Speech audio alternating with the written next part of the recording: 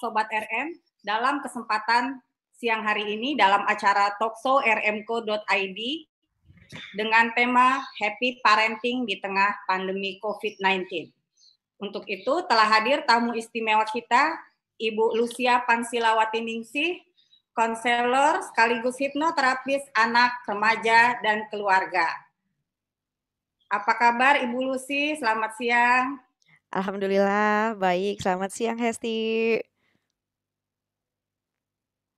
Terima kasih sudah memenuhi undangan kami untuk hadir sebagai narasumber dalam acara ini. Ibu Lucy, di tengah Yes. situasi pandemi yang sudah berjalan selama hampir 9 bulan, ini kan kita dituntut untuk ekstra menerapkan protokol kesehatan ya, yang antara lain itu adalah segala kegiatan lebih baik terfokus di rumah. Ya. Orang tua sebagiannya bekerja dari rumah, work from home, anak-anak school from home, dan segala kegiatan lain sekarang banyak yang melalui media online. Dalam situasi ini tentunya memberi tantangan yang ekstra bagi orang tua ya. Bahkan bisa dibilang tantangannya cukup berat. Karena orang tua juga tetap harus menjalankan tugas-tugasnya untuk mencari nafkah, Betul. kemudian mengawasi kegiatan sekolah anaknya, termasuk tugas-tugas yang kadang-kadang lebih ekstra dan lebih unik dibandingkan sekolah normal. Belum Betul. lagi tugas-tugas domestik dan aneka beban lain yang tentunya berbeda pada setiap rumah tangga. Betul sekali. Dan satu hal yang utama yang tidak kalah penting juga memastikan seluruh anggotanya disiplin menjalankan protokol kesehatan. Ini kan jadinya berat ya, Ibu Lucy. Lumayan. Iya, jadi beban ini kalau kita tidak, artinya kita tidak pandai untuk mengelolanya, maka bukan tidak mungkin bisa stres. Kalau orang tuanya stres, itu bisa pengaruh ke anak. Meningkatkan juga tingginya jumlah kasus kekerasan pada anak atau kekerasan dalam rumah tangga. Nah, Yes. bagaimana Ibu Lucy sebagai konselor dan hipnoterapis keluarga melihat fenomena ini? Oke, terima kasih Bu Hesti, terima kasih semuanya buat RM, para pendengar RM ya, para audiens. Iya betul banget, dari sejak awal pandemi, kita banyak sekali sudah, membahas ya tentang bagaimana menyiasati semasa pandemi ini kita sebagai orang tua. Nah, ketika PSBB pertama, kemudian, masih, apa ya, masih lumayan lah ya, orang tua masih bisa menyiasati dirinya, kemudian masuk ke PSBB 2, dan sampai di ujung, ya mudah-mudahan ya kita sama-sama berdoa, bulan Desember atau awal tahun ini, pandemi sudah bisa teratasi dengan sangat baik, sehingga kita bisa lebih nyaman dan aman lagi berkegiatan seperti mungkin nggak 100% seperti awal, tetapi mudah-mudahan lah ya, jauh lebih, lebih enak. Nah, tetapi memang, fenomenanya terutama, pengalaman saya selama saya berpraktek gitu ya, di ruang praktek memang banyak sekali keluhan-keluhan dari anak, remaja, bahkan dari orang tua tentang bagaimana mereka, eee, mengeluhkan berbagai kendala bagaimana sih menyiasati kejenuhan, dan bahkan sampai ada beberapa, klien saya, anak dan remaja, itu bahkan mengalami depresi, Bu Hesti. Nah, jadinya, apa sih penyebabnya gitu ya, kalau misal ditanyakan, kebanyakan dari mereka itu terutama untuk, usia-usia anak dan remaja, karena mereka begitu sangat, challenging ya, ketika mereka tidak bisa bersosialisasi gitu dengan banyak teman-temannya, nggak bisa ketemu gitu. Sementara mungkin buat sebagian orang tua, hal sosialisasi ini masih bisa disiasati gitu ya, dengan mereka bekerja, masih bisa ketemu dengan rekan kerja dan seterusnya. Nah, kemudian juga efek-efek dari sosial media, kemudian juga efek-efek dari, orang tua yang bekerja, kemudian mereka lelah di rumah. Sementara ya tadi Bu Hesti bilang ya, pekerjaan domestik juga nggak selesai-selesai, pekerjaan, di perusahaan atau di kantor. mereka juga banyak menumpuk, banyak pikiran, plus ditambah lagi pekerjaan sekolah dari anak-anak gitu yang mereka juga harus ikut bertanggung jawab gitu ya, mengawasi dan, menuntaskan, seperti itu Bu Hesti.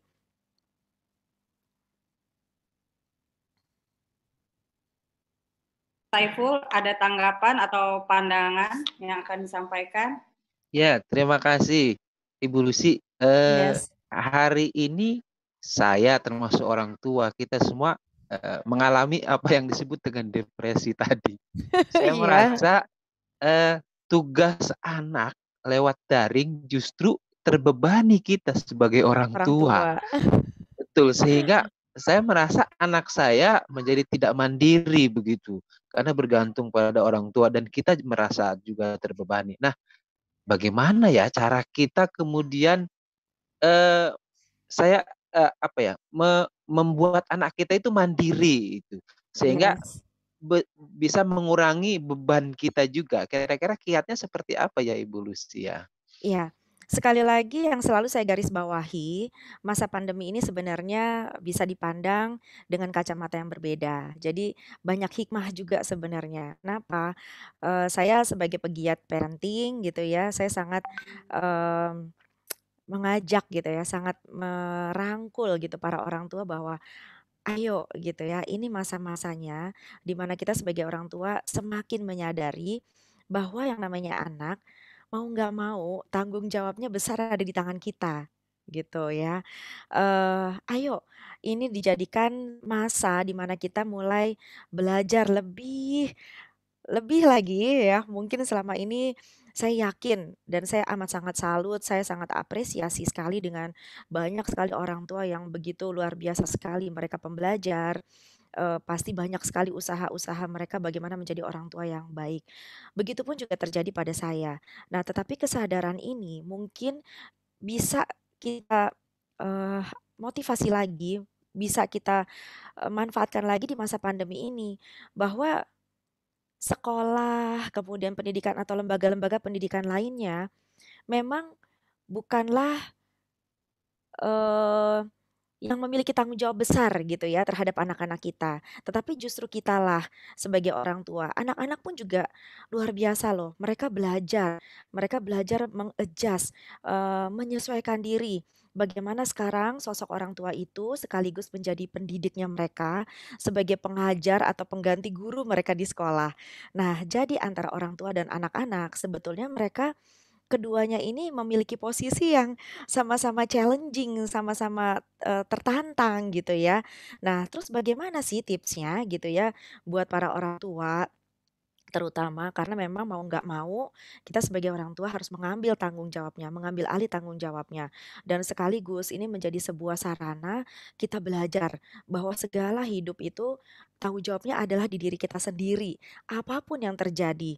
Jadi kita tidak akan lagi menyalahkan kondisi pandemi, kondisi sistem pembelajaran yang sekarang daring, tidak bisa lagi menyalahkan anak kita yang nggak mandiri gitu ya, yang belum mandiri gitu. Tetapi kita mulai dari sekarang kita mulai nih kita, menyadari. Nah, yang langkah pertama memang sesungguhnya adalah kita menyadari lebih dulu.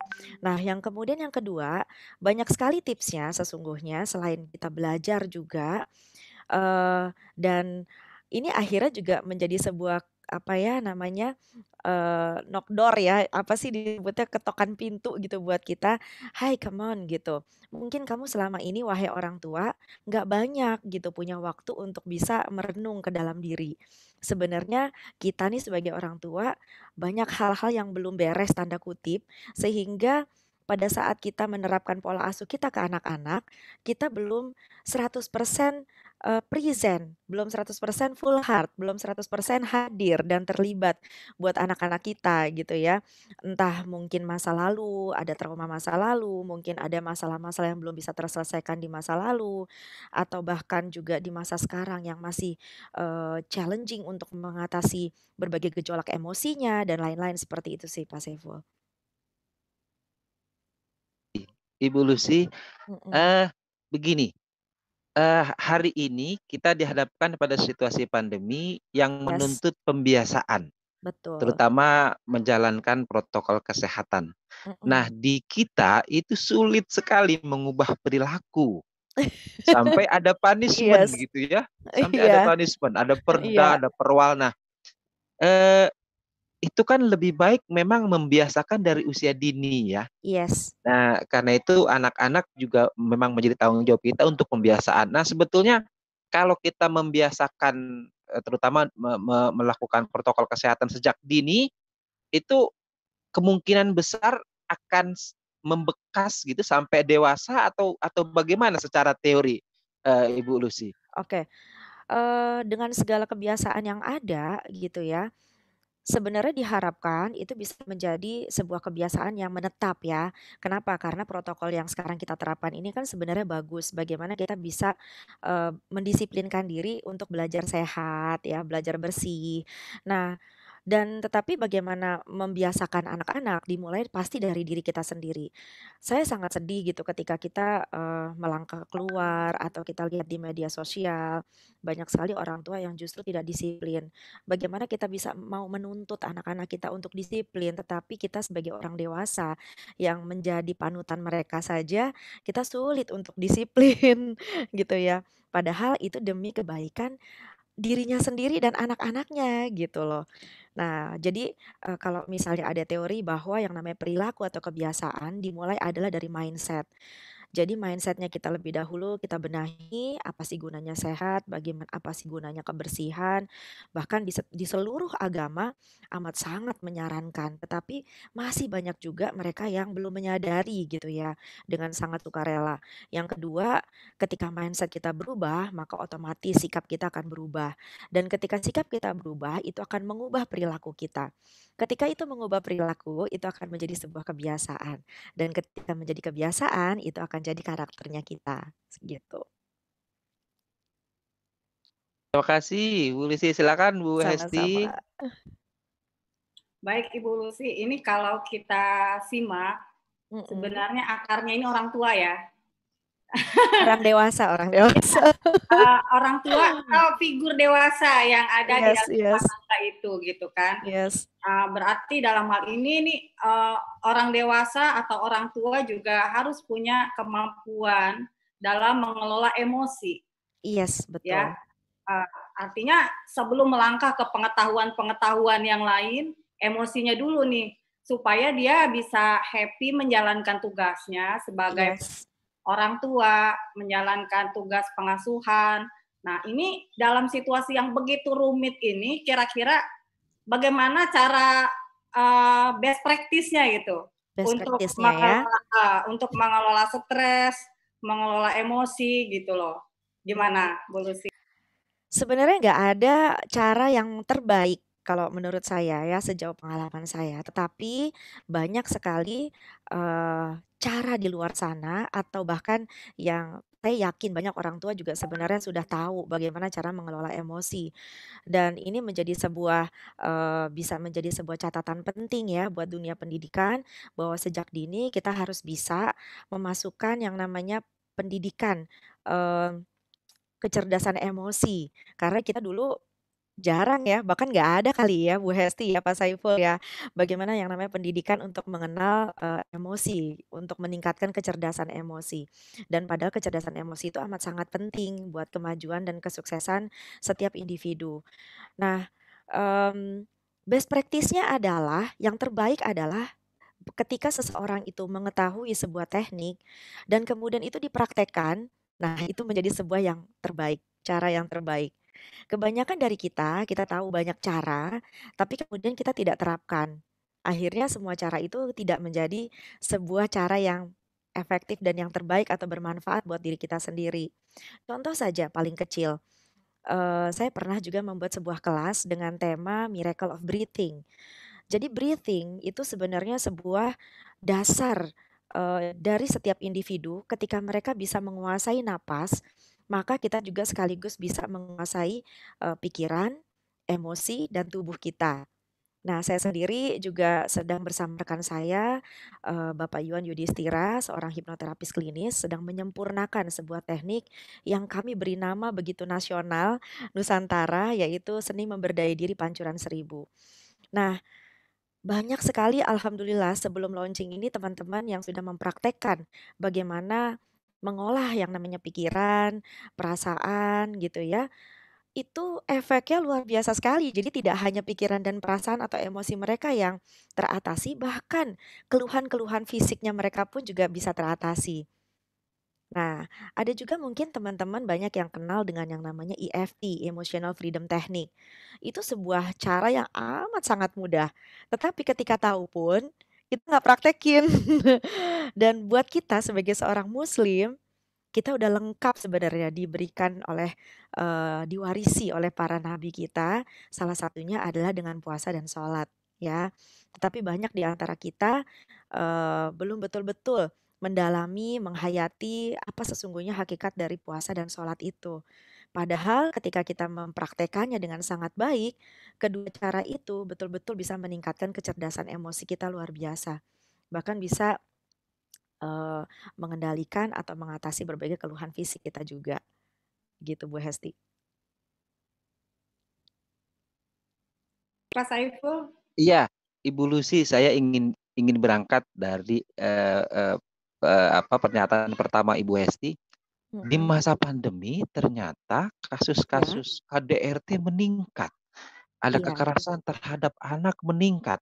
iya, Am saya membayangkan begini, situasi ekonomi nggak karu-karuan, ada iya, orang di-PHK, tuntutan hidup semakin tinggi, dihadapkan dengan pandemi, sehingga, depresinya semakin tinggi begitu ya, mhm mhm, sehingga terjadi KDRT. Nah, eee, saya nggak tahu ya kenapa angkanya itu tinggi, terutama di Jakarta, Mas.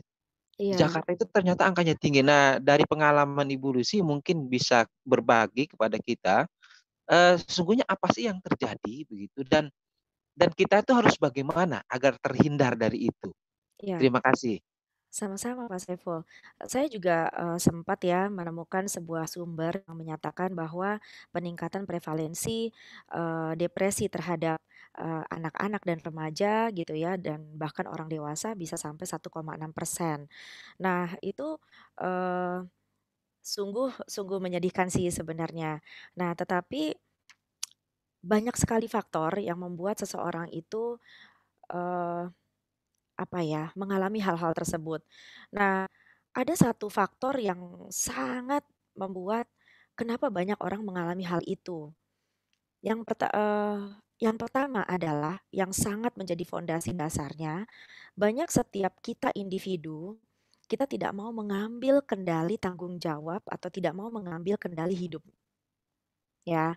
Sehingga apapun yang terjadi di dalam hidup kita, maka kebiasaan pada umumnya setiap individu itu akan bersikap 4 hal. Yang pertama, komplain, ya, selalu komplain. Yang kedua, menyalahkan atau mencari kambing hitam. Yang ketiga, menghakimi gitu ya, menghakimi. Kemudian yang keempat, kritik. Sebenarnya kritik ini bisa dimasukin ke dalam komplain. Nah, keempat hal ini yang seringkali dilakukan oleh setiap individu merupakan ciri-ciri bahwa seseorang itu belum mengambil kendali hidupnya, belum mengambil kendali dirinya, ya. Nah, makanya hal-hal yang seperti ini saya bersama beberapa rekan-rekan saya amat sangat concern dan amat sangat dengan sangat apa ya, termotivasi sekali untuk bisa mensyiarkan, untuk bisa, mengajak kepada semua dari diri kita untuk mengambil alih kendali, tanggung jawab atau hidupnya kita sendiri. Jadi, ya yang saya bilang tadi, PHK itu bisa terjadi, bahkan nggak di pandemi pun bisa terjadi, gitu kan ya. Kemudian tingkat perceraian yang sangat tinggi, bisa terjadi juga sebenarnya sebelum mungkin memang pandemi ini semakin meningkat. Tapi tidak ada pandemi pun juga bisa bisa banyak hal terjadi. Nah, artinya ada sebuah akar masalah kenapa hal-hal seperti ini terjadi. Nah, akar masalahnya itu adalah fondasinya itu tadi terhadap diri sendirinya yang tidak kuat. Seperti itu. Nah, bahkan em, ketika di rumah tangga orang tua belum bisa menyadari dengan sangat penuh gitu ya bahwa saya bertanggung jawab atas diri saya, bahwa saya mengambil kendali hidup saya. Apa yang terjadi? Ya itu dia tadi, "Ya kan, tapi kan saya pulang kerja capek banget." Begitu anak saya bikin ulah, ya marahlah saya gitu kan secara spontan. Saya teriak-teriak, saya marah-marah, "Kamu nih gimana sih bla bla bla." Nah, itu disebut kekerasan juga dalam rumah tangga. Walaupun yang dilakukan adalah kekerasan fisik ya, secara mental buat anak-anak mereka itu luar biasa sekali. Ada seorang anak yang dengan, kemarin saya juga menghandle ada salah satu anak remaja usia SMA, di mana ketika saya terapi, dia mengalami penurunan motivasi yang sangat luar biasa drop. Padahal anak ini anak yang pintar, anaknya juga cantik, kemudian bisa disebut keluarga ini keluarga soleh dan solehah ya ayah bundanya.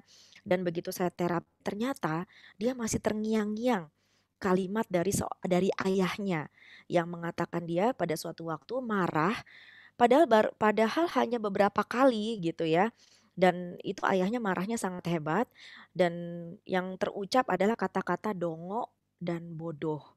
Nah, itu membuat dia seolah-olah freeze, dia nggak bisa, kayak seolah-olah nggak sanggup untuk bisa, move gitu ya, terjebak dalam lingkaran emosi itu, ketika dia mengalami keadaan yang stuck, dia kayak seolah-olah tidak mampu gitu untuk keluar dari keadaan stuck itu.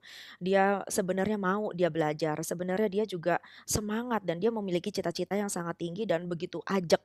Bahkan 80% dia yakin dia mampu mencapai cita-citanya masuk ke perguruan tinggi yang the best. Nah itu ya, jadi kadang kita nggak pernah tahu. Nah makanya buat kita para orang tua harus berhati-hati di dalam pengasuhan, begitu. Eh, Bu Lucy, saya tuh kalau gue bicara soal keluarga selalu ingin banyak bertanya karena anak saya itu Iya. 4 Ibu Lucy. Masya Allah, luar Masih biasa, kecil. keren. Sekalian mau curhat aja deh. Iya, oke. Begini Bu Lucy. Mhm, WFH ini kita banyak di rumah dan mhm, ternyata hasil penelitian juga memang salah satu efek negatifnya ternyata tingkat orang menonton TV itu lebih tinggi. Jadi mhm. mungkin berapa persen gitu ya ada kenaikan. Iya, Nah, iya. kita sendiri sebagai orang tua terkadang eh, memang harus tegas gitu ya. Tapi terkadang kita punya rasa, oh nggak tega, kasihan deh biarin Iya. deh nonton gitu ya. Nah, saya Heeh. merasa itu salah begitu. Kalau membiarkan anak main handphone, gadget Yes, gitu ya, nonton yes. TV. Cuma terkadang ada rasa, oh dia kan sudah belajar, biarkanlah kita kasih. Nah, saya terkadang suka merasa, apakah yang saya lakukan ini benar atau tidak begitu. Iya, iya. Sebetulnya tegas itu seperti apa sih Ibu Lucy? Sehingga kita punya batasan mana yang boleh dan mana yang tidak boleh untuk anak kita. Iya. Jadi, penyakitnya orang tua salah satunya yang paling besar, yang paling banyak adalah kemalasan. Ya, males, nggak mau ribet gitu. Jadi kita, kurang sabar di dalam berproses. Contoh aja misalnya, "Mama, aku boleh nggak cuci piring?" Nah, biasanya ibu-ibu yang, perfeksionis gitu ya, "Ah, udah nggak usah, mama aja yang cuci piring, nanti makin berantakan, makin banyak kerjaan," gitu kan. Terus misalnya, "Mama, aku boleh nggak, eee, masak?" Gitu ya, masak sendiri. "Aduh, jangan deh, nanti kamu gini gini gini," segala macam gitu ya. Terus misalnya mainan, dia habis main dia berantakan, terus kita bilang, "Ayo dibereskan." Atau kamar anak kita si remaja juga yang sudah, begitu berantakan, bau, kotor gitu ya. Tapi kita nggak sabar, "Entar dulu dong, aku begini." Kita nggak sabar dengerin anak, entar, akhirnya siapa yang mengerjakan? Kita sendiri juga yang mengerjakan. Padahal tujuannya kita pengen bikin anak kita menyadari dan dia bisa mandiri atau bertanggung jawab gitu atas kamarnya sendiri. Nah, itu sebenarnya penyakit yang terbesar dan terbanyak dari orang tua ya. Nah, sama saya juga menyadari terus dan saya juga terus berproses dan belajar. Jadi tenang saja para orang tua, kalian adalah, sudah lakukan yang terbaik, kalian juga hebat. Nah, apakah salah gitu kita membiarkan anak-anak kita nonton terus-menerus gitu ya? Saya katakan apapun yang berlebihan itu pasti akan ada efek yang tidak baik, begitu ya. Apalagi ketika tontonan-tontonan yang, disajikan atau yang dinikmati oleh anak-anak kita, kita tidak memfilternya dengan sangat baik. Jadi pada usia-usia tertentu, contoh aja ya, saya ada klien juga Bahkan dia waktu usia SD dan SMP pernah terapi. Dan yang saat ini dibawa ke saya usianya juga sudah SMA. Jadi masa kecilnya dia pernah menonton sebuah tayangan di mana digambarkan dengan sangat gamblang peristiwa atau suasana neraka, siksaan-siksaan, suasana dikubur, dan seterusnya.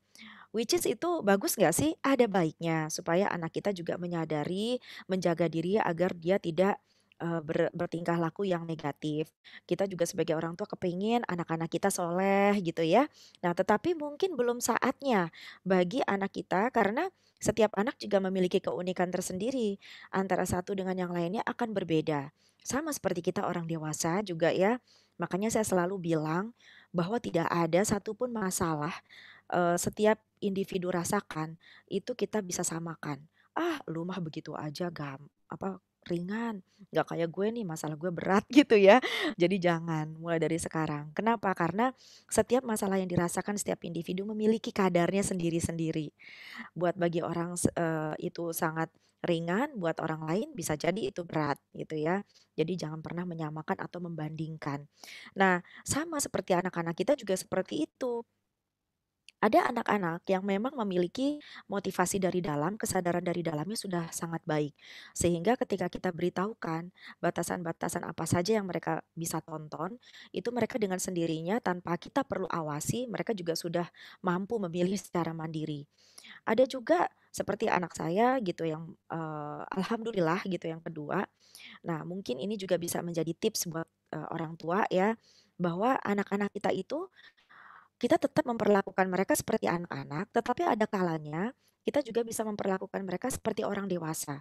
Kapan kita memperlakukan mereka sejajar pada saat ketika kita memberikan penjelasan-penjelasan yang logis ya tentang kenapa buruknya mereka menonton ABC, kenapa buruknya, kemudian efeknya apa buat mereka dan seterusnya.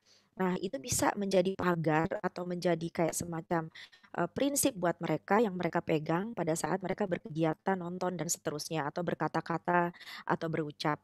Nah, mmm, yang masalah apakah kalau tegas itu nggak baik dan seterusnya. Pola asuh kita itu sebenarnya jenis-jenis pola asuh dari orang tua itu ada beragam. Ada yang disebutnya permisif, ada yang disebut otoriter, ada yang disebut juga, mmm, apa namanya, artinya dry cleaning gitu ya, laundry, apa segala macam gitu ya, banyak sekali tipe-tipenya. Nah, manakah yang terbaik? Yang ideal adalah kita bisa menempatkan sesuai dengan situasi dan kondisi, di mana saatnya kita harus tegas, di mana saatnya kita harus permisif, di mana saatnya kita bisa mereferal anak kita untuk segera dilayani oleh pihak yang profesional kayak gitu. Seperti itu sih Pak Saiful. Kan Bu Desti. Ya, Yes. baik. Ini dari topik obrolan kita sejak awal kan sangat terlihat bahwa yang berperan dalam kesejahteraan emosi di sebuah rumah tangga, ya maksudnya kebahagiaan gitu adalah peran orang tua. Yes. Ya, sekali lagi. Jadi orang tua harus cari cara bagaimana supaya segala sesuatunya berjalan dengan baik. Dalam hal ini Ibu Lucy bagaimana melihat peran me time orang tua? Kayaknya orang tua juga Yes. perlu me time supaya Bener. semacam ada jeda, supaya semacam ada break gitu. Yes. Sementara me time zaman dulu nih, me time before new normal adalah kongko sama teman-teman. Iya, Nah, betul. ya kan? Ayo kita ketemuan di mana gitu. Tapi kalau sekarang saat ini kita berlaku seperti itu, kan tentunya tidak baik, ya. Iya. Berpotensi menyebarkan COVID-19. Selain Yes. itu juga memberikan contoh kurang baik buat anak sendiri. Itu Yes. apa aja tadi habis kongko-kongko misalnya. Nah, Betul. ini kira-kira praktek me time-nya di rumah tuh yang enak tuh yang seperti apa, yang wisely gitu loh. Yes. Yang kalau bisa me time-nya mungkin nggak me time ini bergeser jadi our time gitu. Yes. Ya, misalnya kegiatan seperti apa sih yang bisa kita lakukan bareng-bareng Iya. supaya emosi kita sama-sama tertata bareng gitu. Karena bukan Oke. cuma anak yang butuh kesejahteraan emosi, tapi sumbernya nih orang tua. Kalau orang tuanya anxiety gawat. Yes. Kira-kira begitu. Ya, sebenarnya me time itu banyak ya, tergantung dari bagaimana definisinya. Nah, me time yang saya definisikan adalah bagaimana setiap individu, jadi tidak hanya orang tua, tidak hanya anak-anak, dan kalau bisa tadi Bu Hesti bilang bahwa ternyata nih sumbernya adalah orang tua gitu ya. Terus bagaimana dengan orang tua yang anak-anaknya sudah dewasa gitu ya, yang sudah berkeluarga dan lain-lain, tentu kesejahteraan emosinya, mmm, akan berbeda gitu ya, tanggung jawabnya artinya sebenarnya tanggung jawab kesejahteraan emosi itu adalah tanggung jawab kita bersama, terutama bagi mereka yang sudah, bisa dianggap usia dewasa. Nah, sementara anak dan remaja yang masih di bawah naungan atau masih di bawah tanggung jawab kita sebagai orang dewasa, memang akan banyak pengaruhnya atau kontribusinya harus kita yang lebih aktif. Nah, me time di sini saya mendefinisikan adalah bahwa setiap individu memerlukan waktu sendiri disebutnya atau banyak orang yang sekarang istilah yang lagi ngetrennya adalah jeda, ya, jeda. Kalau ada our time itu bagus banget, tapi tetap pasti akan dibutuhkan yang namanya me time sendiri. Makanya saya, pernah beberapa waktu yang lalu juga dapat klien, anak usia SMA juga, dia sangat protes sama orang tuanya yang seolah-olah melanggar privasinya dia, gitu, ya. Dia dilihat HP-nya gitu ya. Nah, jadi me time ini kadang-kadang ada korelasinya juga dengan yang namanya privasi. Kenapa? Setiap diri kita butuh ruang, kita butuh waktu untuk diri kita sendiri. Lantas gimana dong dengan masa pandemi ini yang biasanya kita me time-nya kongko gitu ya segala macam. Bisa disebut kongko itu adalah bisa jadi masuk ke dalam termnya adalah hiburan ya, atau kebutuhan kita bersosialisasi. Nah, kebutuhan bersosialisasi ini bisa banyak strateginya juga gitu sebenarnya.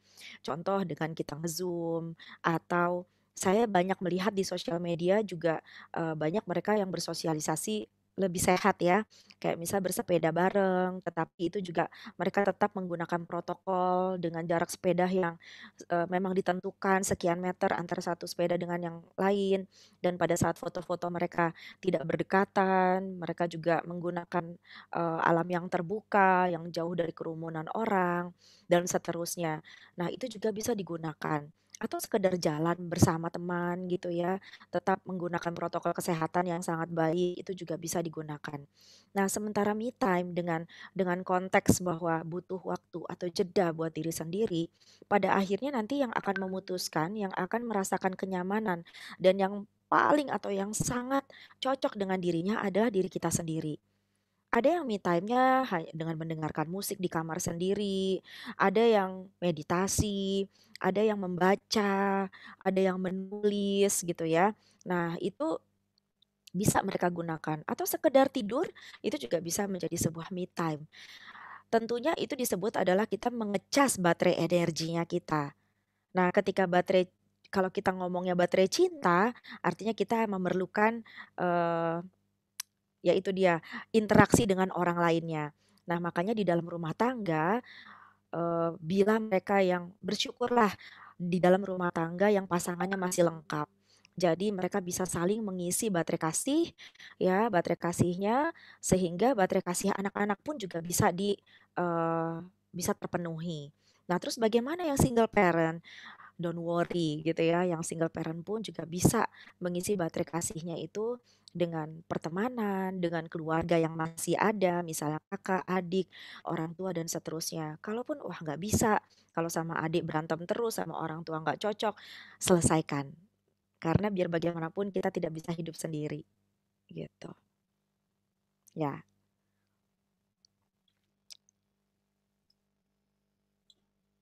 Baik, terima kasih atas semua penjelasannya dari awal sampai akhir. sama-sama. Tentang parenting, tentang bagaimana supaya kita selalu happy menjalankan fungsi kita sebagai orang tua, Yes, serta bagaimana supaya kita kembali menyadari diri sendiri. Tadi Ibu Lucy bilang akarnya adalah dari diri sendiri. yes. bukan dari ibu, bukan dari bapak, tapi adalah sosok masing-masing individu. Jadi harus kerjasama ya. Dan ibu dan bapak itu nantinya juga dituntut untuk memiliki, menanamkan kesadaran beremosi yang baik untuk anak-anaknya, supaya kelak nanti jadi orang tua sudah mapan emosinya, sudah selesai dengan dirinya, istilahnya. Baik, terima kasih. Satu selamat lagi sore. Satu lagi ya, boleh ya. Sobat saya dimanapun ada, terima kasih. Ibu Lucy silahkan untuk memberikan closingnya. Oke, terima kasih Bu Hesti, Pak Saiful atas kesempatannya. Senang sekali bisa menyapa melalui Rakyat Merdeka. Saya ingin mengajak kepada seluruh para pembaca, para pemirsa di Rakyat Merdeka, yuk kita sama-sama kita konten ya. Jadi tidak lagi kita menjadi justru kitalah yang menjadi mercusuarnya. Bagaimana kita bisa menjadi mercusuarnya, mendebar energi yang besar, energi kasih yang luar biasa, menebar kesadaran buat lebih banyak orang lain, karena pada saat ini dan bahkan seterusnya kita lebih banyak lagi membutuhkan orang-orang seperti itu. Jadi jangan terjebak pada emosi, jangan terjebak pada hal-hal negatif yang lainnya yang tidak memberdayakan diri. Segeralah memberdayakan diri sendiri dan jadilah mercusuar. Gitu, baik, terima kasih Ibu Lucy. Saya dan rekan saya Saiful Bahri undur diri dari acara ini. Sampai jumpa kembali semua Sobat RM di acara talkshow rmco.id minggu depan. Acara ini ditayangkan secara langsung di channel Facebook, YouTube, dan Instagram, yang kalaupun tidak bisa menyaksikan secara live, masih bisa Anda saksikan di kanal media sosial tersebut. Terima kasih atas perhatiannya. Jangan lupa untuk selalu menjalankan protokol kesehatan 3M, memakai masker, menjaga jarak, dan mencuci tangan dengan sabun dan air mengalir. Terima kasih. Wassalamualaikum warahmatullahi wabarakatuh. Waalaikumsalam.